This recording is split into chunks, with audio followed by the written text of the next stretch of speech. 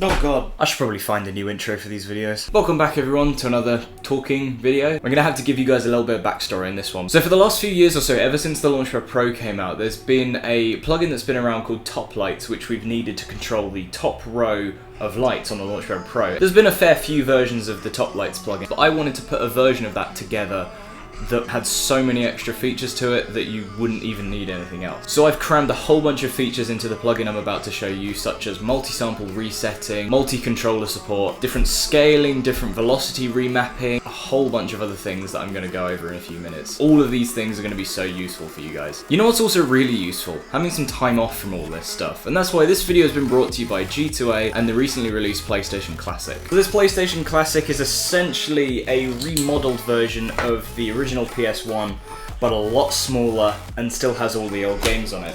Look at that. Hey, there it is. So we got a couple of controllers that look pretty much exactly the same as the original PlayStation 1 controllers. Comes with a HDMI cable and a power cable as well. So what I'm going to do is I'm going to get this set up on one of my monitors over here. You didn't see that. So this console comes preloaded with about 20, I think, PlayStation original games loaded on it. Metal Gear, Abe's Odyssey, which is my favorite game of all time.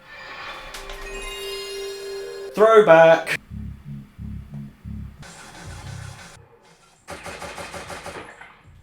Ha! So there you go guys, that is the PlayStation Classic. Thank you so much to G2A for sending that over and supporting the video.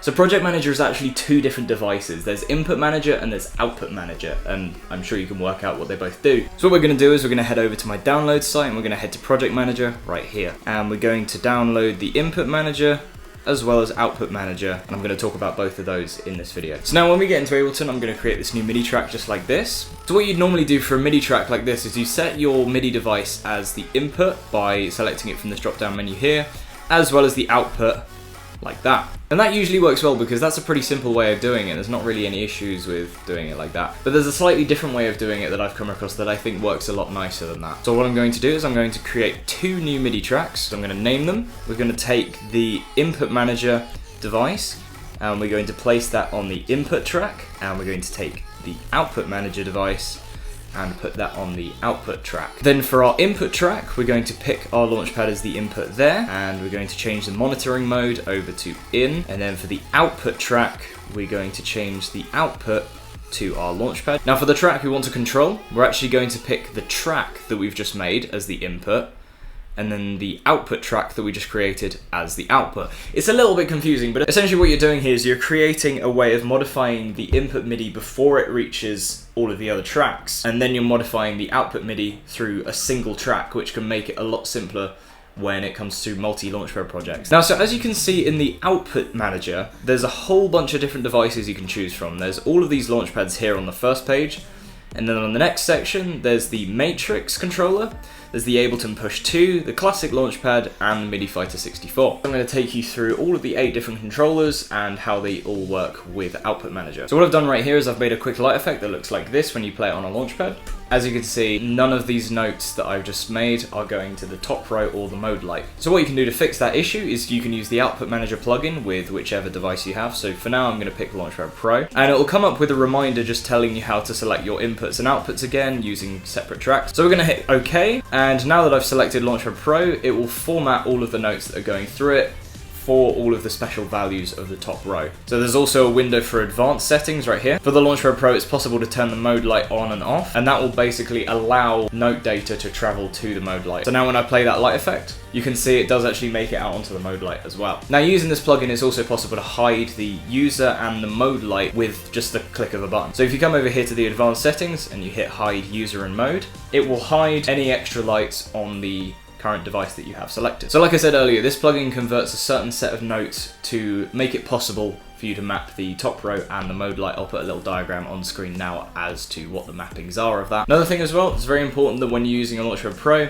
you select channel 6 as your output. Now we're going to swap over to a Launchpad Mark II. Now as before, I'm going to swap over my input and my output of each of these devices, and I'm going to set it to channel 6 as well. I'll select Launchpad Mark II in here, and then in the same way as the Launchpad Pro works, I can hide the user 1 light by pressing this button. Now for the Launchpad S, pretty much the same thing applies. We're going to select the Launchpad S as the input, and the Launchpad S as the output, but this time we leave it on channel 1, that's the only difference with these Launchpads. Launchpad Mini, for some reason I can't get to work. Thank you, Ableton. But the process for this is pretty much the same as the Launchpad S. You come over to Output Manager, select Launchpad Mini, and select channel 1 as the output. Now if we come on over to the extra devices page, you can see that there's a matrix controller option. So for the output channel, you pick channel 2 if you want to have the same color palette as a Launchpad Pro. So for the Ableton Push, you want to select the user port and put it on channel 1. Sadly, there's not a way to hide the screen yet. I'm working on it. The Launchpad Classic is almost exactly the same as the Launchpad S. You put that on channel 1. And then finally, the MIDI Fighter 64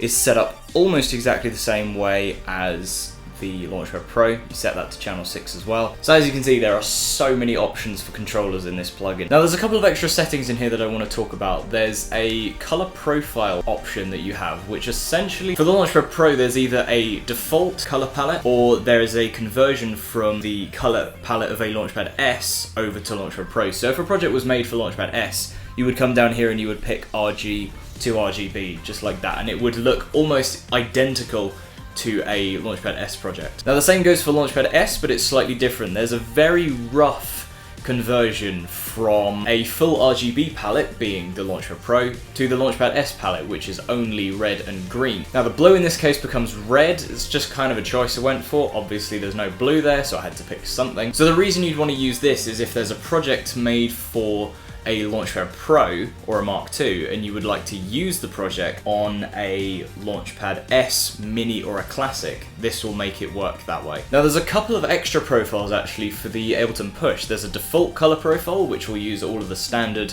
Ableton Push colors. There's RGB to push, which basically converts the Launchpad Pro's velocity chart into the Ableton Push velocity chart. And then underneath that there's RG to push, which is essentially the same thing, but making the Launchpad S palette accessible on the Ableton Push. So you can see I've just added this little extra bit into the light effect right here, and if I now play that, you can see that it's possible to control every single one of the edge lights on the Ableton Push. Now I'll leave the mappings for that up on screen right here as well, because it's a little bit confusing. There is a lot of them. So in conclusion, Output Manager is a plugin that handles everything to do with visuals and MIDI passing through it on the way out of your project to whatever controller you want. So now we're going to move over to the Input Manager plugin, and this looks very similar to the Output Manager, which might get a little bit confusing. So the advanced settings for this one essentially allow you to use this device to reset a few different things across your project. So essentially you can pick which of the top row buttons here you want to use to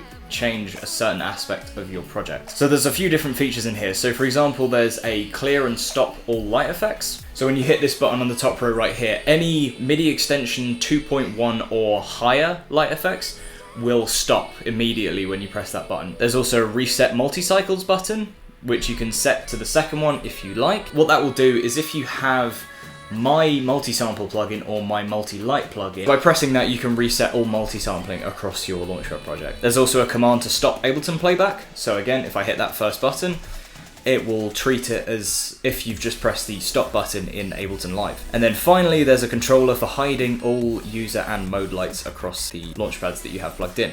Now this uses a communication between this plugin and the output plugin. So if you have all of your output devices set up and then you hit that button right there, it will hide the mode light and the user light. As well as that, this plugin disables velocity sensitivity by default, because if you're going to be playing any of the projects that I make, then velocity sensitivity isn't really used. So this makes it a little bit easier for all the new users out there. So there you go. That sums up everything to do with Project Manager, input and output. Thank you guys again so much for watching, and as always, I will see you in the next plugin video. Peace.